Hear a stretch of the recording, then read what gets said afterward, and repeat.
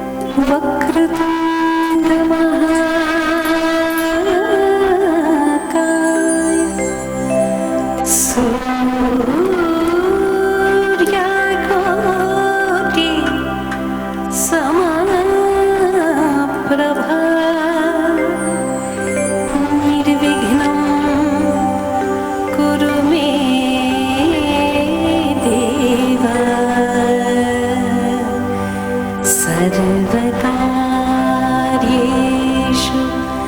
सर्वदा।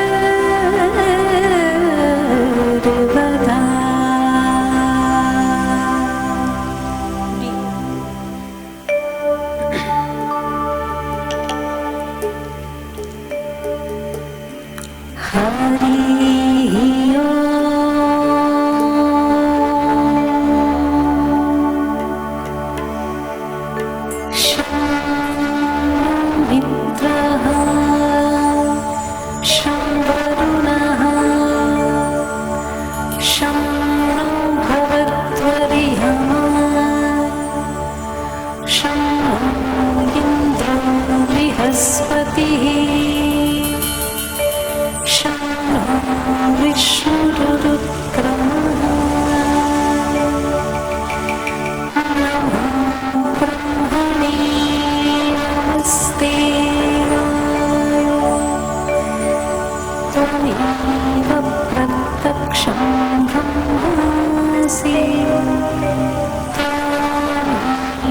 प्रत्यक्षं ब्रह्म वदिष्यामि, वेदं वदिष्यामि, सत्यं वदिष्यामि।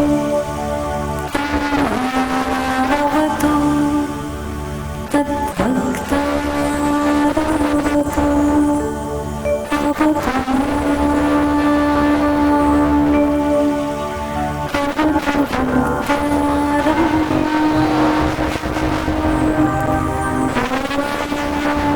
शांति शांति शांति।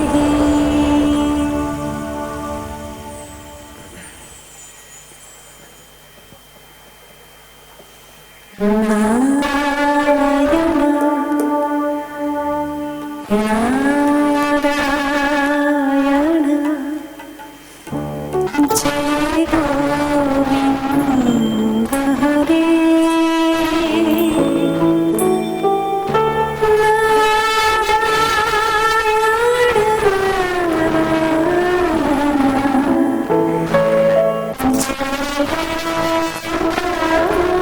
हरे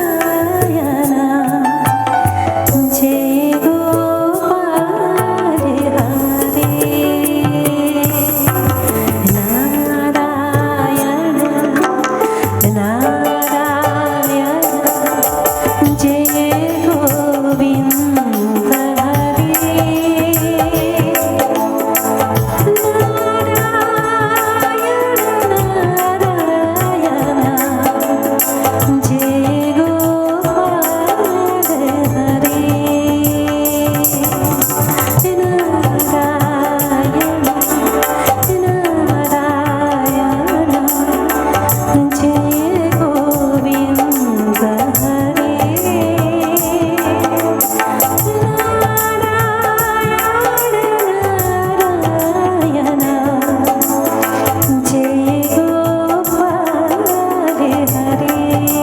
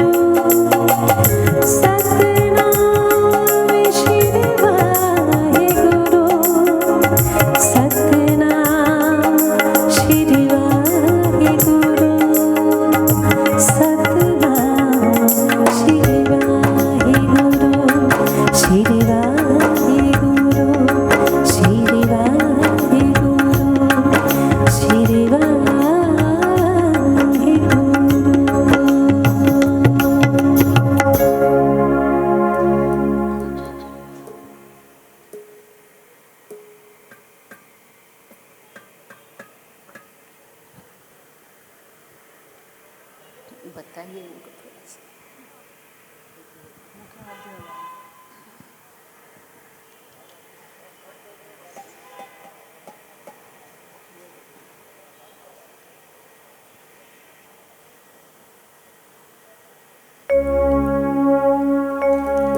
सदा शिवा गुरु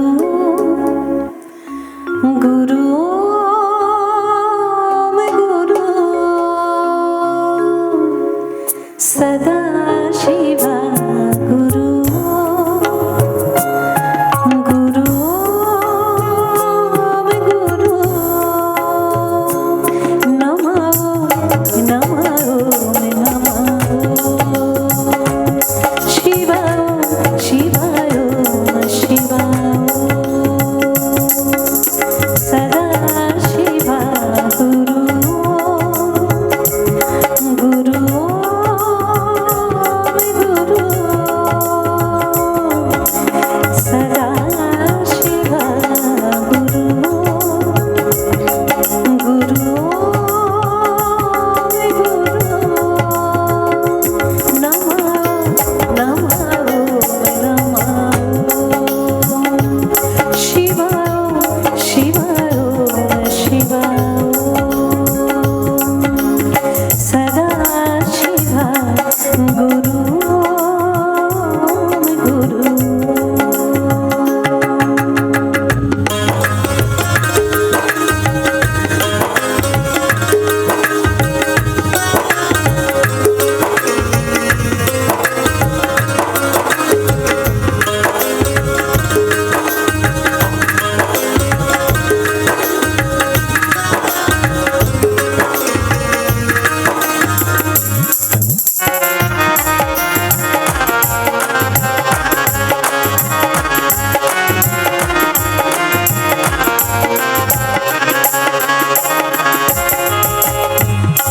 सच्चिदानंद परमानंद श्री महानंद ज्ञानी गोविंद सच्चिदानंद परमानंद श्री महानंद ज्ञानी गोविंद नमो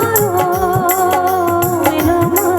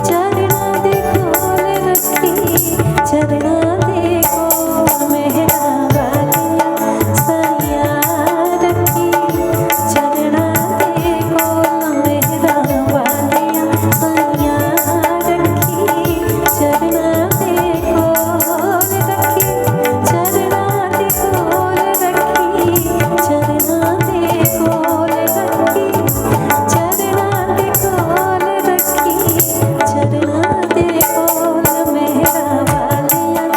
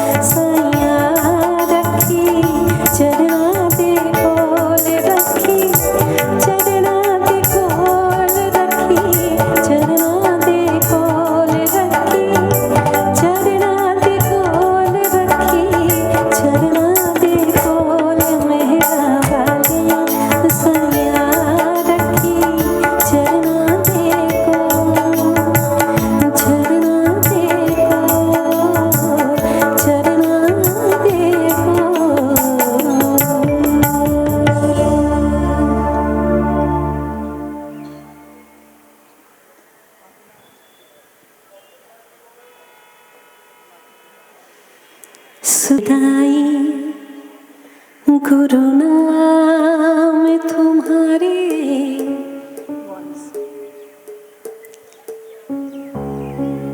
मोह माया मन से जो तारे सुखदाई गुरु नाम गुरु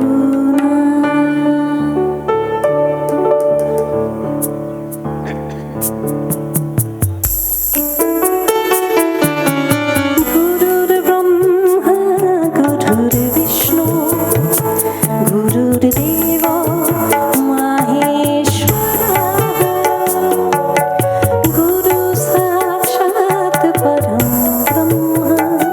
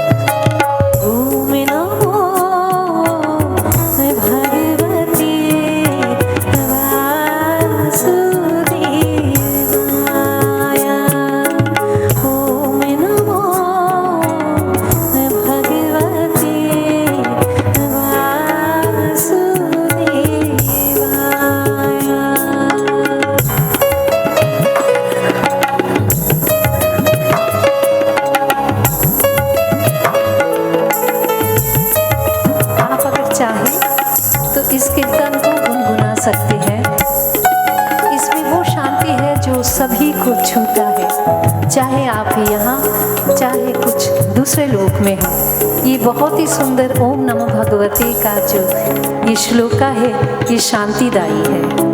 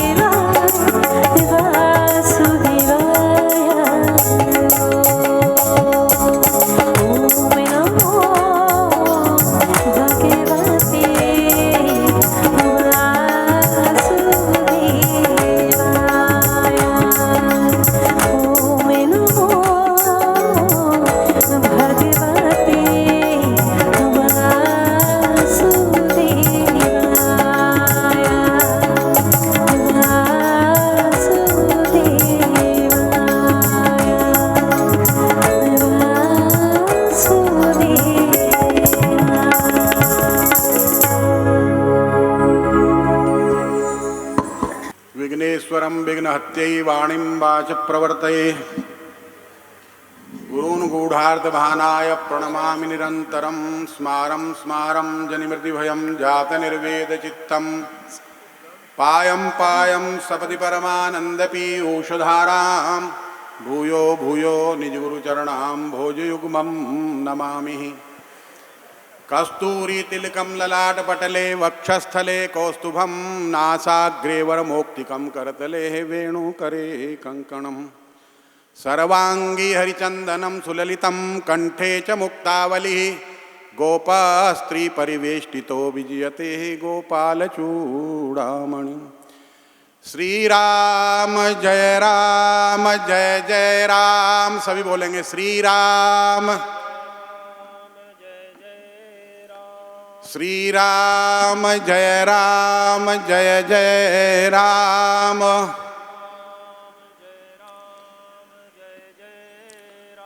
श्रीराम जय राम।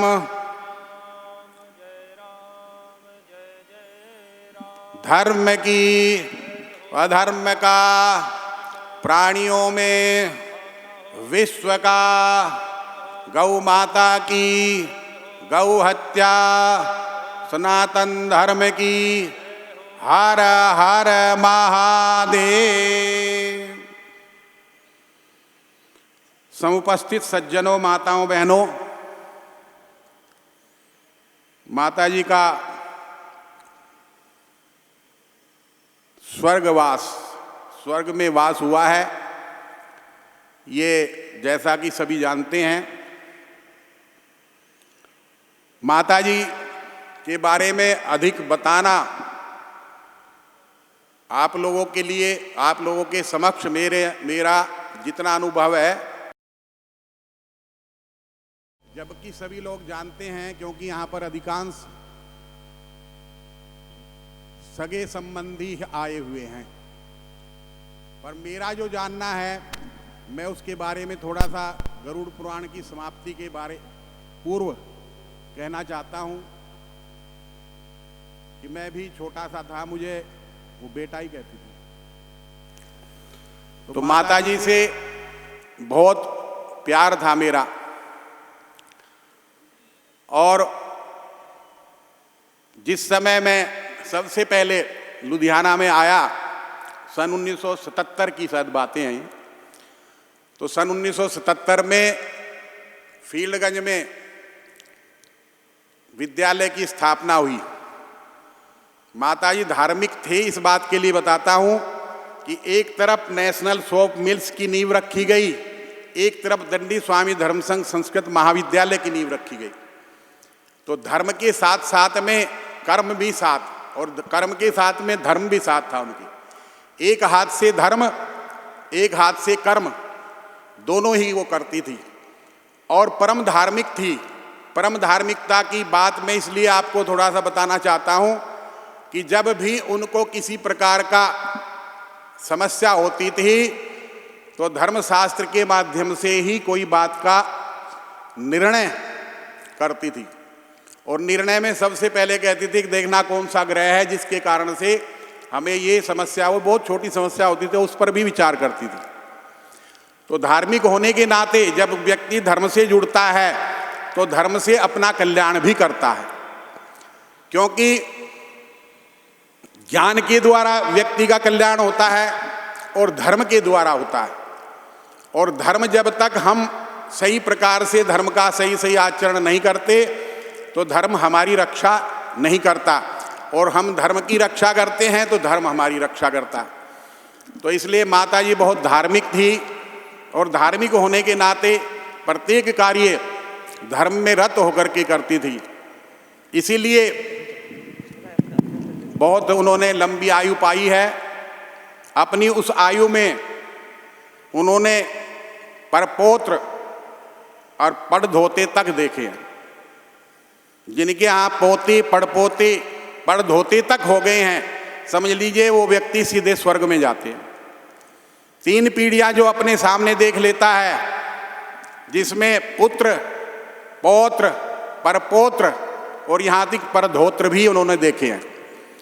तो इस प्रकार से देखने पर 3 पीढ़ियां हमारे यहाँ कहते हैं स्वर्ग की होती हैं। वो 3 पीढ़ियां कौन सी हैं? वो यही तो हैं, पिता के कंधे पर, पुत्र के कंधे पर, पोते के कंधे पर और पड़पोते के कंधे पर पैर रख करके जो सीधा स्वर्ग को जाता है। ये शास्त्र का वचन है। शास्त्र इस प्रकार से कहता है कि जिनके यहाँ पर 3 पीढ़ियां हो जाती हैं वो सीधे स्वर्ग को जाते हैं, उनको कोई बीच में रोक ही नहीं सकता है।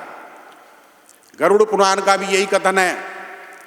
और स्वर्ग को जाने वाला जीवात्मा होती है, शरीर पंच तत्व का होता है, वो यहीं त्याग देता है प्राणी।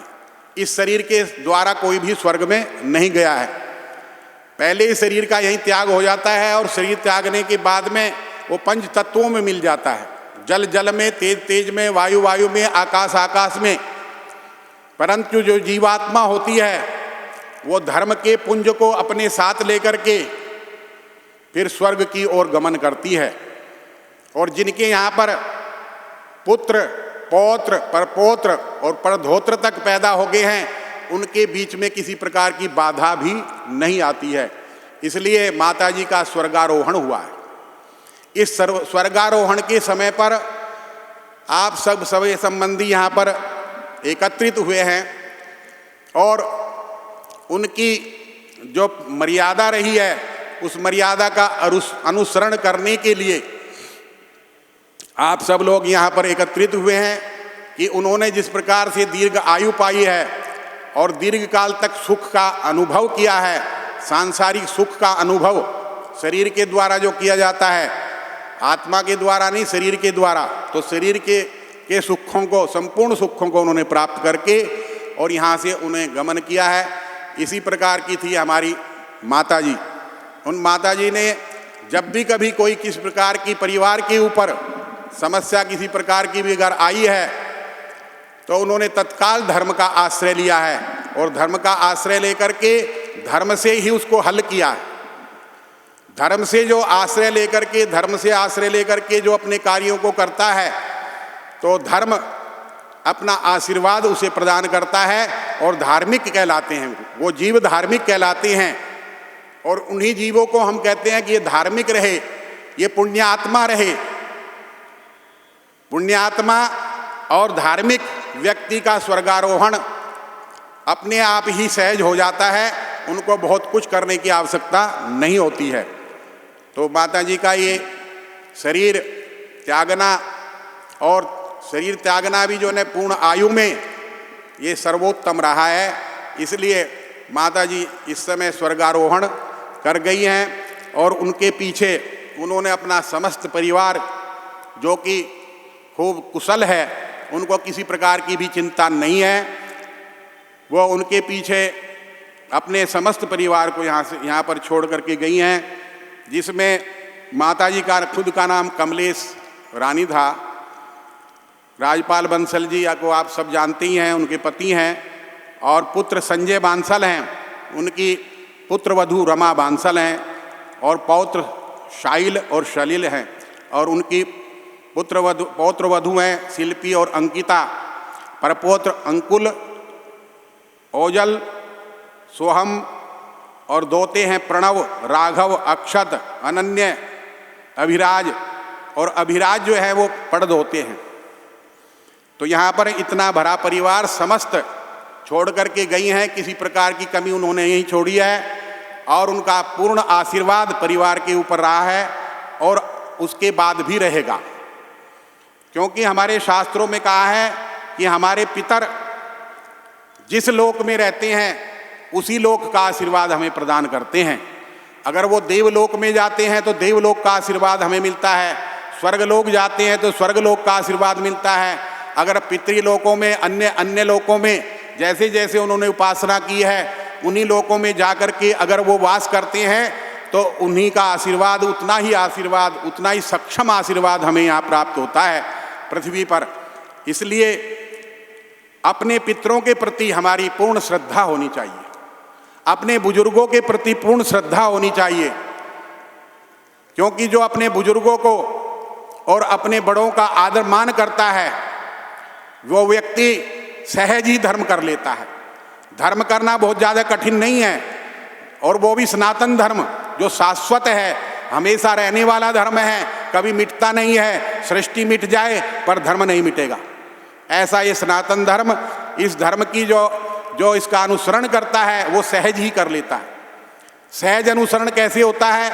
माता जी को माता कह करके प्रणाम करना ही सहज धर्म है, बहन को बहन कह करके उसका आदर करना ही सहज धर्म है, पत्नी को पत्नी का दर्जा दे करके और उसका सहज पालन करना ही सहज धर्म है। इसलिए ये सहज माने साधारण रूप से किया जाना वाला धर्म, व्यवहारिक रूप में होने वाला धर्म, इसका आचरण हमें करना चाहिए। और आचरण जब होगा जब हम अपनी भाषा पर कमांड करेंगे। तो भारतीय भाषा पर कमांड करें, विशेष तौर पर इंग्लिश भाषा पर विशेष ध्यान कल्चर के बारे में ना दें। भाषा पढ़ना बहुत अनिवार्य होता है, भाषा पढ़नी चाहिए, भाषा का ज्ञान कभी कभी किसी का भी कर सकते हो, पर अपना जो संस्कार है उसका परित्याग नहीं करना चाहिए। अगर हम अपना संस्कार का परित्याग कर देते हैं तो हम उसका संपूर्ण फल प्राप्त नहीं कर पाते। इसलिए सनातन धर्म में रह कर के माता जी ने अपना पूर्ण जीवन यापन किया है और अपने जीवन को धन्य बना करके आज वो स्वर्ग की ओर चली गई हैं। ऐसी थी हमारी माता जी। मैं उनको माता जी कह करके ही, और संजय जी बैठे हैं, हम दोनों लगभग एक ही आयु के हैं, और मैं माता जी का प्रारंभ से लेकर के अब तक का सभी धर्म कल्प जो भी होता था सब करवाता था, और जो वह मेरे से पूछती थी मैं बताता था, और उनका अंतिम समय भी मैंने बताया। यहाँ पर संजय जी बैठे हैं, इन्होंने मेरे से पूछा कि जन्मपत्री में देख करके बताइए कब तक का इनकी आयु है। मैंने इनसे कहा कि बृहस्पतिवार वो लंघने वाली नहीं है, बृहस्पतिवार लंघने वाली नहीं है। बृहस्पतिवार से उन्होंने अपना शरीर त्याग देना है और वो अपनी जो स्वर्गारोहण की यात्रा है वो प्रारंभ कर देंगी, और वैसा ही हुआ। तो उन्होंने बृहस्पतिवार नहीं लंघा और उसके तीसरे दिन ही उन्होंने अपना शरीर त्यागा और सभी धर्म कर्म कराए। गौदान भी हुआ, यहाँ से लेकर के जितने भी देह त्याग से लेकर के और अब तक के जितने कार्य हुए सब शास्त्र विधि के अनुकूल हुए हैं। शास्त्र विधि के अनुकूल, मंत्र के अनुकूल हुए हैं। ये भी एक पुण्य की ही बात है। जिन लोगों के कर्म इस प्रकार से होते हैं वो ही उनको ही धर्म करने का और मंत्रोच्चारण के माध्यम से उनके सब अंतिम संस्कार होते हैं। इसलिए सभी को धर्म का आश्रय लेकर के कर्म करना चाहिए। गरुड़ पुराण की समाप्ति के समय पर उनकी पोती कुछ अपने उद्गार व्यक्त करना चाहती है, तो वो भी उद्गार व्यक्त करेंगी। उनके भी बहुत उद्गार अपनी दादी के प्रति बहुत ही श्रद्धा रखती हैं, और वो इनको खूब आशीर्वाद देती थी। इसलिए ये अपने उद्गार प्रकट करेंगी। उनके उद्गार जरा श्रवण करो।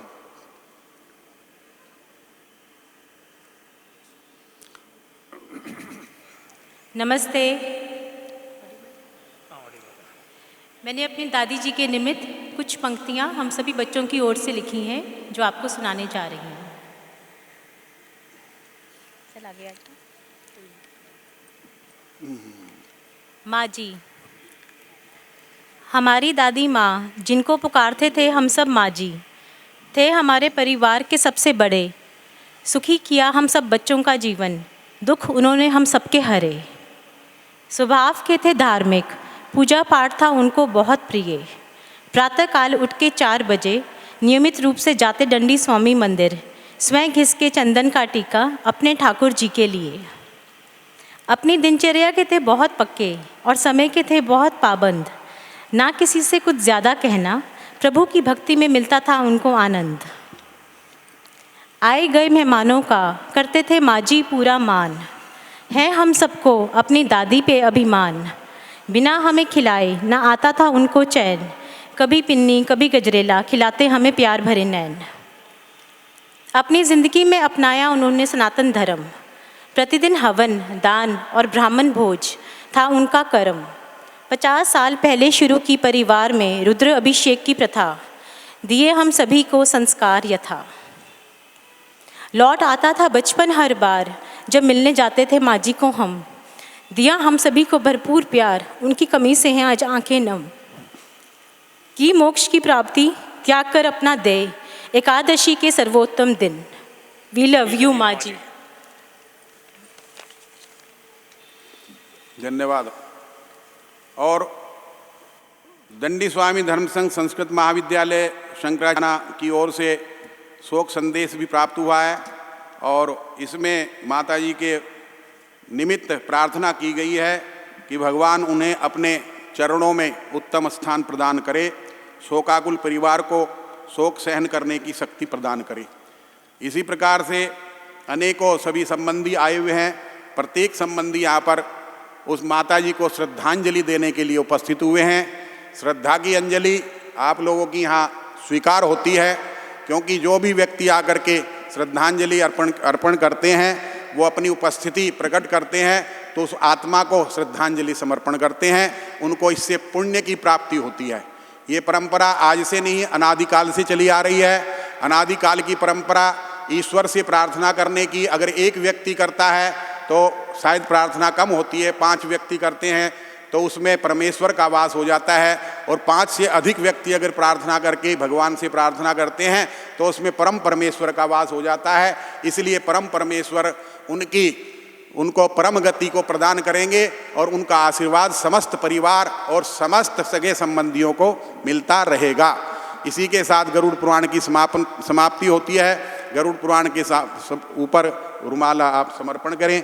ओम माद्यौ शांतिरंतरिक्षगुं शांति पृथिवी शांतिरापा शांतिरोघदया शांति वनस्पतयः शांतिर्विश्वे देवाः शांतिर्ब्रह्म शांति सर्वगुं शांति शांतिरेव शांति सामा शांतिरेधि शुभ शांतिर्भवतु सर्वा अरिष्ट शांतिरस्तु।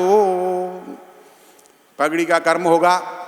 कोई भी संबंधी सगन देने का कष्ट ना करे, क्योंकि ये विशेष अनुमति हुई है कि कोई भी किसी प्रकार का सगन ना दे।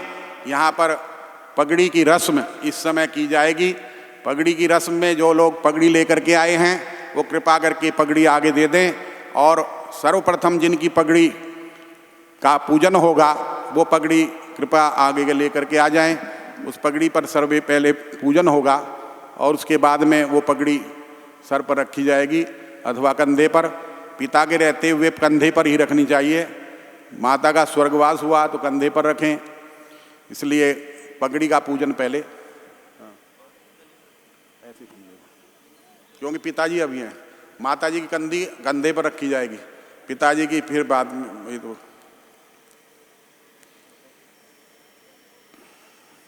बस पूजन करा सामान्य।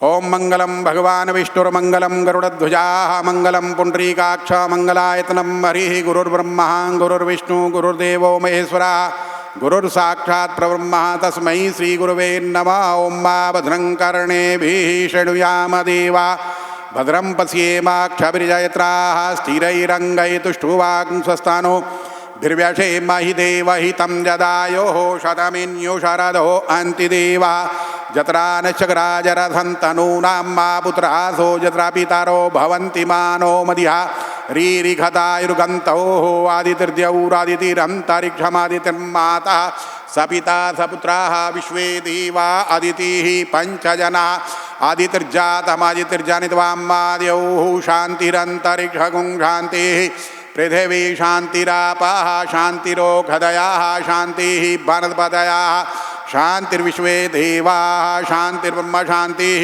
सर्वगुं शान्तिः शान्तिरेव शान्तिः सामा शान्तिरेधि जतो यतः समीहसे ततो नो अभयंकरो शन्नाः कुरु प्रजाभ्यो भयन्नाः पशुभ्यः शुभ शांतिर्भवतो सर्वा अरिष्ट शांतिरस्तु।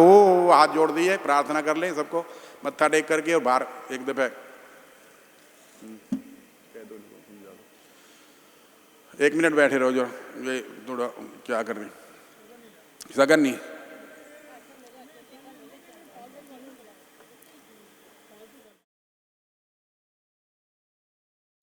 जितने भी सगे संबंधी आए हैं वो प्रसाद लेकर के ही जाएंगे, बिना प्रसाद के ना जाएं।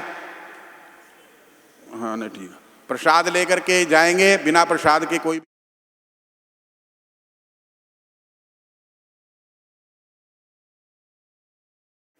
और कोई भी जो है ना सगन में कोई भी पैसे नहीं देगा, बिना पैसे के ही, बिना सगन जो ना ऐसे ही देना है। वैसे सगन की आवश्यकता कोई खास नहीं है, पर फिर भी थोड़ा बहुत अगर कोई सगन करना चाहता है तो बिना पैसे के।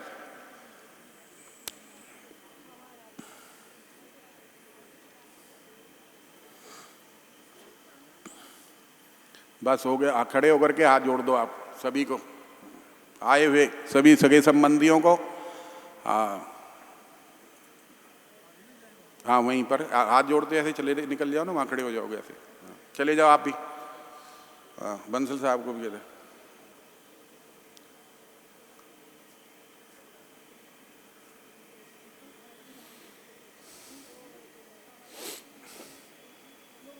करो।